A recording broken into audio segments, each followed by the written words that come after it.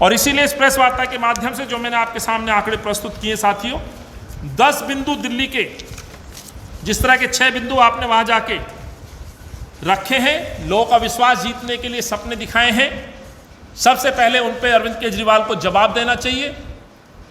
उत्तराखंड के युवाओं को रोजगार, और रोजगार तक नहीं तो 5,000 की मदद और पोर्टल, उसकी सच्चाई मैंने आपके सामने रखी है। ऑलरेडी पोर्टल है, 13,27,061 लोगों ने एनरोल किया है। जब तक रोजगार नहीं है तो उनको आप बेरोजगारी भत्ता दीजिए, 5,000 नहीं 7,000 रुपये न्याय योजना छत्तीसगढ़ के पैटर्न पर आप दिल्ली के युवाओं और परिवार को दीजिए। आपने कहा कि बोर्ड और प्लान रोकने के लिए आप बोर्ड बनाएंगे, तो दिल्ली के अंदर चयनित पहले से ही डिपार्टमेंट है, उसमें आज तक आप भर्ती नहीं कर पाए। यानी कि 6 के 6 बिंदुओं पर आपने केवल अपने राजनीतिक स्वार्थ के लिए देवभूमि की जनता को, देवभूमि के लोगों को आपने झूठ बोलने का काम किया है। और मैं जिस तरह से बार बार बोल रहा हूं, ये उत्तराखंड देवभूमि है, या देवों की नगरी कहा जाता है, जहां साक्षात भगवान शिव का स्थान हो। आप उस भोले की नगरी में जाकर के वहां के भोले के भक्त, शिव भक्तों को आप झूठ बोलने की कोशिश करते हो, और आप कोशिश ही नहीं करते हो अपने राजनीतिक स्वार्थ की पूर्ति के लिए आप वहां ये झूठ बोल करके आते हो। हालांकि ये आपका कोई नया इतिहास नहीं है।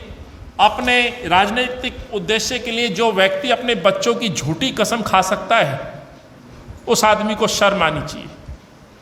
कई बार मेरे मन में ये विचार आता है कि अरविंद केजरीवाल कैसे अपने बच्चों का सामना करते होंगे। बल्कि मैं उनके बच्चों से आग्रह करूंगा, वाकई आपके पिताजी एक स्वच्छ राजनीति की शुरुआत करने आए थे, तो इसका प्रश्न का जरूर पूछिएगा कि आपने यदि कसम खाई थी, आपने एफिडेविट दिए थे बहुत सारी बातों पर, तो आज अपना आप बयान क्यों बदल लेते?